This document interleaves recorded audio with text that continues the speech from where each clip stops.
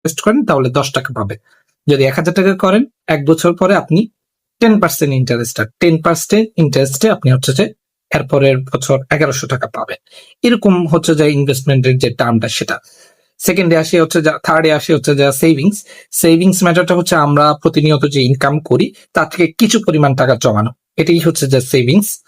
আর fourth হচ্ছে যে expense. সেক্ষেত্রে আমাদের এক্সপেন্সটা সাধারণত আমরা বুঝে থাকি, কিন্তু এই ক্ষেত্রে একটা বিষয় যেটা কাজ করে সেটা হচ্ছে যে আমাদের যে খরচগুলো সেগুলোকে নিড নাকি ওয়ান্ট।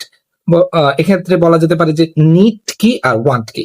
নিড যদি সহজ ভাষায় বলি তাহলে সেটা হচ্ছে আপনার যে জিনিসটা প্রয়োজন সেটা আপনি কিনলেন, সেটাই নিড। আর ওয়ান্ট হচ্ছে যে জিনিসটা আপনি শখ করলেন, ইচ্ছা করলেন, কিংবা কার থেকে দেখলেন আপনার কিন্তু ইচ্ছা হলো, অর্থাৎ সহজ কথায় যদি বিলাসিতা বলি বা শখ বলি, সেটা হচ্ছে যে আমাদের ওয়ান্ট। তো এই হচ্ছে যে নিড এবং ওয়ান্টের মধ্যে যে কম্পারিজনটা সেটা, অর্থাৎ আমার কাছে যদি একেবারেই মোবাইল না থাকে চলার মতো, সেক্ষেত্রে আমি যদি মোবাইলটা কিনি সেটা হবে আমার নিড।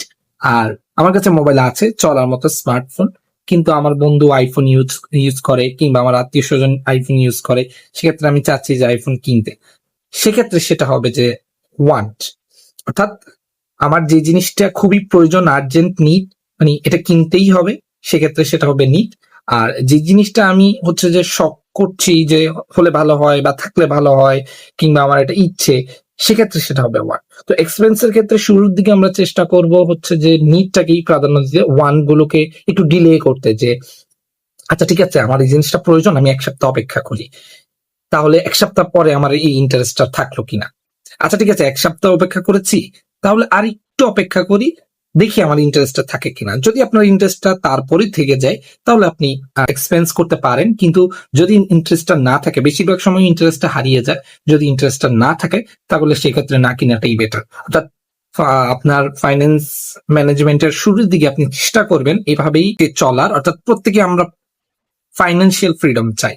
তো ফাইন্যান্সিয়াল ফ্রিডম পেতে হলে আমাকে অবশ্যই মানি ম্যানেজমেন্ট করতে হবে, মানি ম্যানেজমেন্টের উপরে ফোকাস করতে হবে, কিংবা মানি ম্যানেজমেন্ট কিভাবে করতে হবে সহজ বাংলা ভাষায় আমরা কিপটামি বলতে পারি, কিন্তু আসলে এটা কিপটামি না, এটাই হচ্ছে যে মানি ম্যানেজমেন্টের যে রিয়েল টার্ম সেটা। অর্থাৎ আপনাকে আপনার টাকা কাজ করে দিবে, আপনি আপনার টাকার জন্য কাজ করবেন না।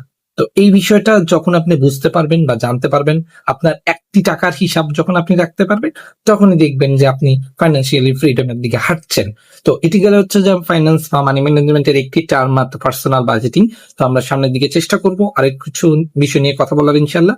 আমি যতটুকু শিখছি জানছি ততটুকুই আপনাদের সাথে শেয়ার করার চেষ্টা করব।